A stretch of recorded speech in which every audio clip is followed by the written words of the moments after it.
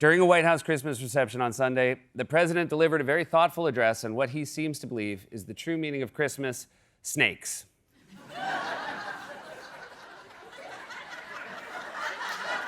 For more on this, it's time for a closer look. As you may know, Donald Trump and the right-wing media spent years claiming there was a war on Christmas and that when Trump won, he was bringing Christmas back. The war on Christmas is back. Remember? 8 years ago, I said there's a war on Christmas. They were afraid to say Merry Christmas, and we had it won, but now how much can it take? But we will stop that very quickly.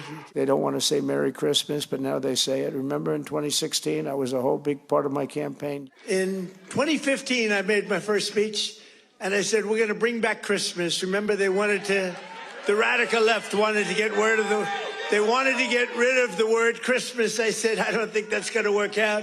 And we did it, and now everybody's saying Merry Christmas again. Oh, I see. So everyone stopped saying Merry Christmas, then you won, and they started again, but then the war on Christmas came back, and they stopped saying Merry Christmas. So here's what happened. I think you're just getting confused by the calendar. You see, Christmas happens once a year, and then it's over, and then it doesn't come back for another 12 months. So people say Merry Christmas around Christmas time, then they stop saying it, and then about a year later, they start saying it again. Sorry, okay, so a year is roughly the amount of time it takes for the Earth to go around the sun. Sorry, the sun is that big, shiny, yellow thing in the sky. You remember, it's the thing you stared at and apparently burned the part of your brain responsible for understanding how the passage of time works. All right, anyway, Christmas never went anywhere. In fact, as far as I can tell, it's spreading. Christmas used to be 12 days. There was a whole song about it. You get some turtle doves, some swans a swimming, then some lords a leaping would show up, start jumping around, knocking over, and you'd be like, how many more days are left after this? Now, stores start playing Christmas music immediately after Halloween. People, for real, put Santa hats on their skeletons, which is a problem if you don't want to explain to your kids, no, Santa didn't die. The point is, Trump wouldn't stop bitching and moaning about people not saying Merry Christmas. So yesterday, he had the chance to rectify that situation and bring the Merry Christmas message back at the White House Christmas reception. The clip we're about to play is entirely real. Again, this is the President of the United States, who has complained that we stop saying Merry Christmas, speaking at his Christmas party. We have a doctor in the White House named Dr. James Jones. Can I tell the story? He was the White House doctor during the Obama administration. Dr. James went on a trip to Peru with the two Obama girls. They wanted to go hiking in Peru. And it's known for being a rather rough place in terms of physical creatures crawling around. 28,000 people die a year from a snake bite, a certain snake. It's a viper, right? It's said to be the most poisonous snake in the world. And the guide said, oh, don't worry, we never see that snake. It's over-exaggerated, even though 28,000 people a year die. That's not over-exaggerated. And if you get hit, it's automatic death. Final day, final 2 hours, he gets hit by a viper, right? This is a terrible Christmas story, but it's a hell of a story because I'll tell you what happened. I'd argue it's not a Christmas story at all. Unless the first thing that happened after he got bit was get visited by 3 ghosts. That's a snake story. And snakes aren't Christmas.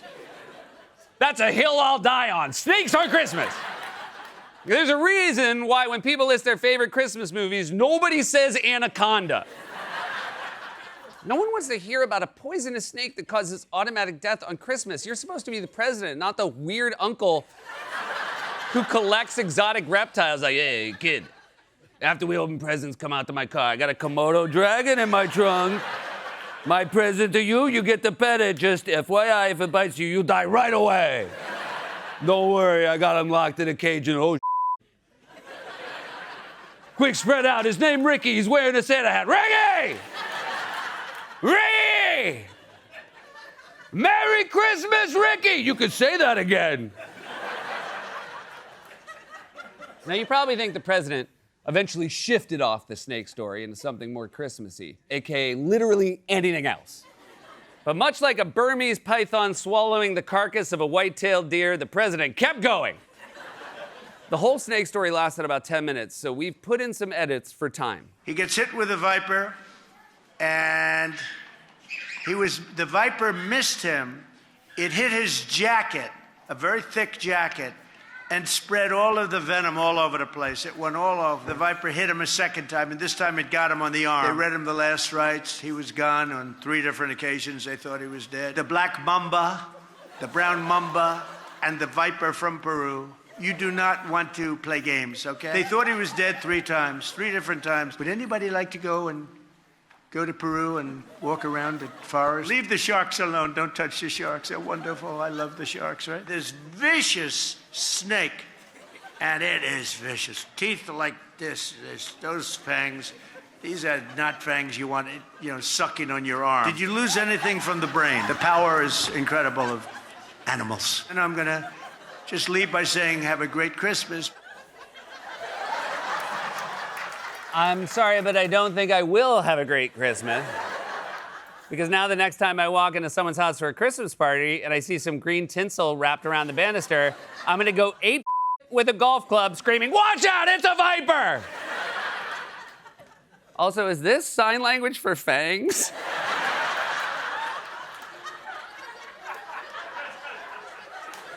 Terrify the fangs. Also, he called them physical creatures. What the other kind of creatures? They have snakes carved out of wood. I'm starting to think that MAGA and Fox News have switched sides in the war on Christmas because it's not just snake stories. Trump has also been telling people not to buy their kids so many dolls because his tariffs have caused price hikes. You can give up certain products. You can give up pencils. Because under the China policy, every child can get 37 pencils. They only need 1 or 2, They don't need that many. But you always need steel. You don't need 37 dolls for your daughter. 2 or 3 is nice, but you don't need 37 dolls. Okay, first of all, Trump's brain is so clearly stuck in the 1950s because the only kids' things he can think of are dolls and pencils. There are 3 things kids want for Christmas: dolls, pencils, and a pack of Lucky Strikes. I mean, looking back, I guess we should all just be happy that didn't end up in a snake story. You just say to your kids, you say, good news, you still get 2 dolls. Bad news, you also get 2 snakes. One stocking has the doll, the other one has the snake, and you don't know which is which until you reach in, and then you either say, hooray, a new Barbie, or you say, Mom and Dad, I think this is goodbye.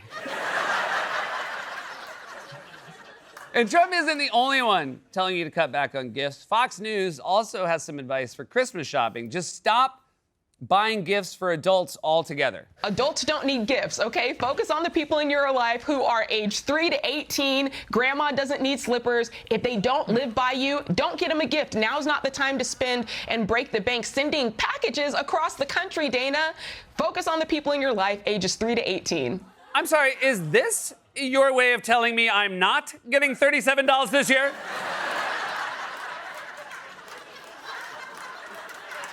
I wish someone had told me that before I built their tiny beds. You guys have spent years whining about the radical left's war on Christmas, and now you're telling people not to buy slippers for grandma? Also, you're Fox News. The only people watching the show is grandma. Sitting there in her chair with her cold-ass feet, thinking, now that it's safe to say Merry Christmas again, maybe I'll check out my dear friends at Fox News. What's that? No new slippers this year. All right, but so what gifts? You guys, gifts are just material objects. When it comes to Christmas, nothing is more iconic or more sacred than the tree, right? Surely even the most vicious opponents of Christmas would never even dare suggest that you should stop buying Christmas trees in order to make room for, I don't know, an AI data center, right? This Maryland Christmas tree farm is right in the path of an expected 67-mile transmission line. And this is part of a $424 million project, all to connect AI data centers down in Northern Virginia. Some farmers oppose the plan, saying this would cost them millions of dollars in land and business. So this farm is 150 acres. Yeah, they're going to be farms. And there will be transmission lines that have to go through developments and farms. That's the very nature of a growing economy. Like, everybody needs to get on board. I just don't. You know what? Buy a fake tree. Oh, dagger right in my heart, dagger. What? I have a fake tree. I know Christmas is celebrating his birthday, but Jesus Christ. If you want to sell people on a fake tree, maybe try not to say it like you just had the Christmas spirit sucked out of your soul with a shop vac. It's fine. It's fine. It's fine. You get a fake tree, some styrofoam gumdrops, and a cardboard ham, and you can't even tell the difference. That's right. Fox News is now telling people to buy fake trees so we can get rid of tree farms and make room for AI data centers. Better yet, just use AI to generate a fake Christmas tree, although AI will probably spit out something weird like a tree with a human hand at the top coming out of a person's mouth. This is just another example of how MAGA has immediately abandoned everything they pretended to care about as soon as they got into power, all because they're afraid of Trump. His own supporters treat him like he's a Vicious snake. with fangs. This has been A Closer Look.